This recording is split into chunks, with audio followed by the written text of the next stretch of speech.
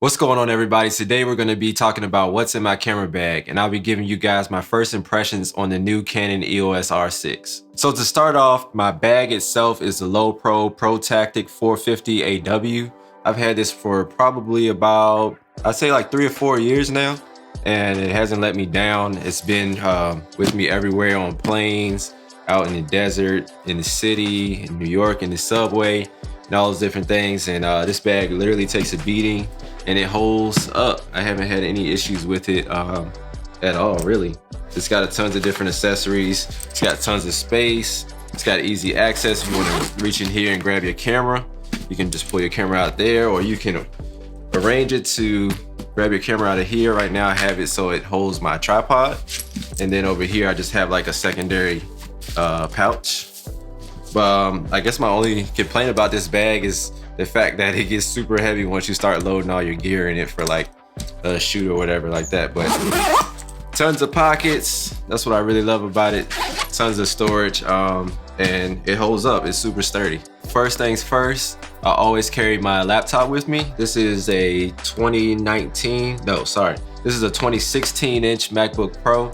I've had this literally since it came out, and it's been my workhorse. I keep this with me on the majority of my shoots just in case I need to review some footage or some photos or dump a card or something like that. It's always good to have your laptop on set. Speaking of storing footage, this is the next thing I want to show you guys. I use these pretty much exclusively. I just started using some G technology rugged drives as well, but actually they're called G Technology Armor drives. But I've been using these Lacy Ruggeds for pretty much since I started photography. This has been my go-to. These hard drives will never fail me. And I always keep one of these in my bag. Next up is my new memory card pouch. So I just picked up one of these. I was using like a hard case for the longest. I just didn't really like how you had to really like force the memory cards into the different rubber slots or whatever. So I picked up one of these Think Take pouches off of Amazon, and I've been loving it ever since. You literally, it's just Velcro. You can store all your SD cards in here. I think it's up to 9 SD cards you can store in there. So I haven't even gotten to capacity yet, and I love this thing, man. It works really good. I'm probably gonna pick up some more of these eventually. There's a few essential things that I always have to have in my kit, no matter what type of shoot I'm on. This kit right here that I'm showing you guys is pretty much like my general all-purpose setup or all-purpose bag in terms of what I bring on. Pretty much all of my shoots, I'll have at least these things in there. So this being a big one, especially when I was shooting with that A6500, the Sony camera, that sensor just attracts dust like nobody's business. So I always try to bring this, I forget what you call it, but it'll be linked in the description, like the actual name of it. But it's literally just like a little air blower. And I use this to clean off my sensor all the time, and sometimes dust off the lenses too. And then microfiber. I'll always bring a microfiber with me because my face is like super oily, and a lot of times I get that bacon grease all over my screen on the back. Now I gotta like clean off my screen so I can keep using my camera, especially on those hotter days. So these are two like essential things that I always try to bring. Next up are these clips. So these are literally just like 8 clips. I have them in different sizes, 2 different sizes. I should probably take it off of that. But yeah, so I bring these on pretty much every shoot that requires either a backdrop or a fashion shoot. Reason being, sometimes the stylist might not have these, and sometimes the clothes won't exactly fit the models. So I will use one of these clips, and we'll just kind of like pin the clothes up and still be able to shoot the look and have the garments looking nice and tailored and everything like that. So these are something I bring on pretty much every single shoot I do like that. These are arguably the most used things in my kit, aside from my camera. So one pouch houses my step-up rings, and the other pouch houses my my lens filters. So I have an ND filter in here, and also a quarter black Pro Mist from Tiffin. Both of them are Tiffin brand, so they've been really reliable, and I really like how the image looks, and don't notice any crazy color cast or any shifting or crazy glares or anything like that. So I've been pretty much stuck with the Tiffin brand ever since I got started. So going into this, and also I'll bring these to the camera, give you guys a close-up look. So in this pouch, this is where I house all my step-up rings. I use these Lucid brass step-up rings. These are the best step-up rings I've ever used, and I've gone through a lot of cheaper alternatives from Amazon. But I ran across these, and I saw that, you know, they had really good reviews, and there wasn't a lot of reviews, but I was like, let me give these a try, because it seems like they're gonna be like really durable.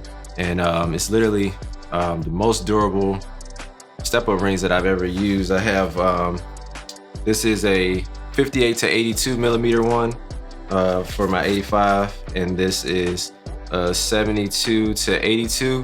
This goes on my my Sigma Art 35 Art, and then I have this one right here, which is 67 to 82. Can't remember which one this goes on. This might go on a Sigma lens too. Next up is the Tiffin variable ND filter. This is a 82 millimeter variable ND filter. I use this on all of my video stuff, so this allows me to be able to shoot at 180 degrees or 1/50 on the shutter, and it just brings down the light. That's all it is. So you think of this as like sunglasses for the lens. So if you're shooting video and you're shooting video outdoors, an ND filter is going to be critical. So definitely pick you up one of these, and you can't go wrong with Tiffin. This is the sauce right here. I use this not all the time, not on every shoot. Every shoot doesn't call for this type of filter, but this is a very like stylistic type of filter. It's a Tiffin Black Pro Mist quarter filter, so 1/4 Black Pro Mist from Tiffin. This is what it looks like. I'm gonna see if I can show you guys kind of like what it would look like if I put it over the lens. So, as you can see, that's what it does to the image there. If I move it away, see the difference there. So that's with the Pro Mist and my hand in the shot, and without the Pro Mist. There you go. You can kind of see what that does. But yeah, so I love this thing. It looks really good. It softens the skin tone a little bit, the specularity on the skin, and it also will soften the highlights. Canon does a really good job on their highlight roll-off. I found when I use this on the Sony, it puts the Sony highlight roll-off right where it needs to be, so this is nice. It also kind of brings down the overall sharpness. So like a lot of times what we run into with these mirrorless cameras is super sharp. So like sometimes you don't want that look. Sometimes you want it to be a little bit more cinematic, even though I hate using that term. And yeah, so throw one of these on there and you get that feel. Next up is my all-time favorite lens. This is the Canon 24-70. This is the most versatile lens in my kit for sure. It also is the most used lens in my kit, and for that very reason, I can literally use it on everything. I can take portraits with this. I can do video with this. I can do some wide angle, more artistic type of shots, like what I posted in my last vlog. If you haven't seen that, definitely click right up here. You can check that out. I pretty much shot it on the 24 millimeter end the whole time, just getting those cool like distorted angles with this lens, and it's sharp all the way through. I don't have any issues with this lens. And then when I threw it on my EOS R, it just took it to a whole nother level. So I use this adapter. That's what you can see like right here. It's an adapter right on the top. That's that EF to RF adapter, and this is the lens right here. Next up, this is one of my favorite lenses to just throw on the camera, especially like when I'm just like walking around shooting random stuff, or say like I just want to take out a little mini vlog rig. Now I do have the 35 millimeter RF on the R6 right now, which is what I'm filming on. But before I got that, I was shooting all my 35 stuff with this Sigma Art 35. I found out now that I need to upgrade the firmware inside of this to get it to talk a little bit better with the new technology that's coming out. But this lens is a tried and true, super sharp lens. This is a Sigma Art 35. Critical piece of kit. Anytime I'm shooting video, if I can, if at all possible, the only reason why I won't use a monitor is if I literally forgot a battery or forgot something else to go with it. But I use field monitors. Right now, I have the Small HD Focus 7 on the camera right now. So I use that primarily now. I was using this Icon monitor. I don't even know the name brand of this. I think it's actually discontinued, but I was using this 5-inch monitor for a long time before I got this 7-inch monitor. And boy, it was a journey getting towards that 7-inch monitor, because I was trying all these other budget brands. I was trying stuff from Andy Cine, and I messed around with the FieldWorld monitor. None of them were really giving me exactly what I wanted until I got this Small HD, and it's like night and day difference. Like, I can't stop looking at it right now, because it's just like, it's such a night and day difference in terms of the image quality that's coming through there, and the sharpness and crispness of the pixels and all that stuff. So yeah, 5-inch field monitor.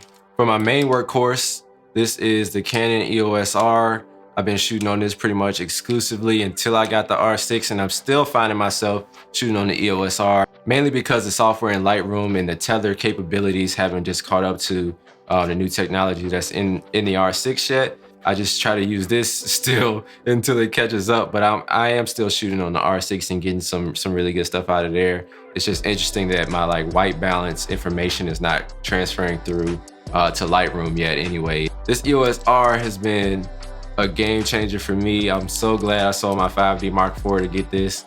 This camera is so sharp. It made all of my old lenses feel brand new, and I've been using it exclusively. I love all of the features in there. It does great video, great photos, and I haven't had any complaints about it. It's really reliable. I've never had it lock up on me or fail on me or anything like that. And yeah, I'm gonna continue to use this as a B cam for sure.